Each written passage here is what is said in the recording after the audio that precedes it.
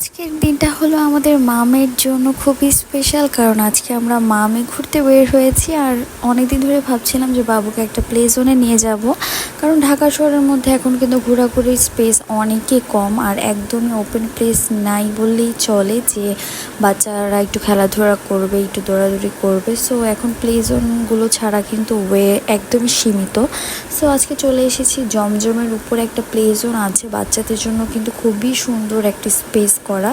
অনেকেই চিনতে পারেন যারা এখানে আশেপাশে আছেন।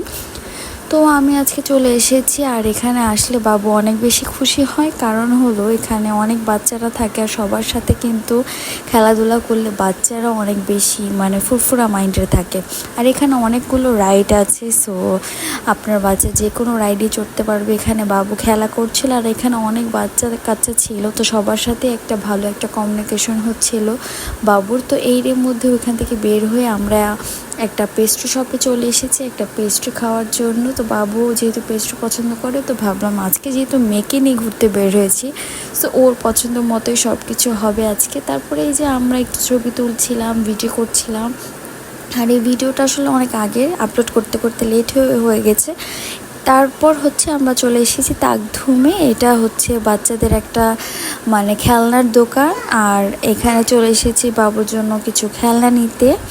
আর এর মধ্যে আমি আসলে যেটা চাচ্ছিলাম, ওদের এখানে এটা অ্যাভেলেবেল ছিল না, তো খুঁজছিলাম যে অন্য কী নিব, কারণ মাইন্ড সেট করে আসছিলাম যে একটা খেলনা নিব, যে বাট চুজ করা ছিল যেহেতু, বাট ওদের এখানে এটা অ্যাভেলেবেল যেহেতু ছিল না, সো আমি একটু কনফিউজড ছিলাম যে কী নিব, কারণ এখানে বড়দের খেলনা বেশি আর এখানে লাইব্রেরি টাইপের, তো অনেক বই, তারপরে হচ্ছে কিছু কমিক্স বুকস অনেক কিছুই অ্যাভেলেবেল আছে। তো বাবু যেহেতু এখনও অনেক ছোট, ওর জন্য খেলনাই খুঁজছিলাম যে কী নিব।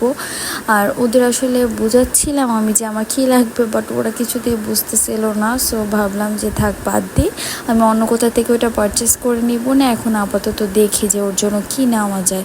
সো ওকেও জিজ্ঞেস করছিলাম যে তুমি কী নিবে, আর ও তো আসলে এত কিছু দেখে ওর মাথা হয়ে গেছে যে ও কী রেখে কী নেবে। ও সবই ভালো লাগছিল, সবই নিতে ইচ্ছে করছিল।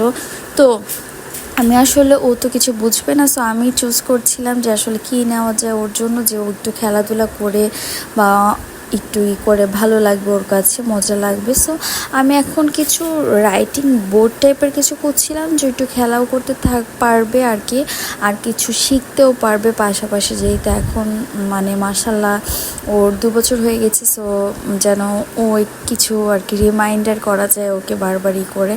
সো যাই হোক, এখানে আসলে এই যে এই বোর্ডটা আমরা নিয়ে নিয়েছি, এটা একটা কিছু ব্লক দেওয়া থাকে ওয়ার্ডের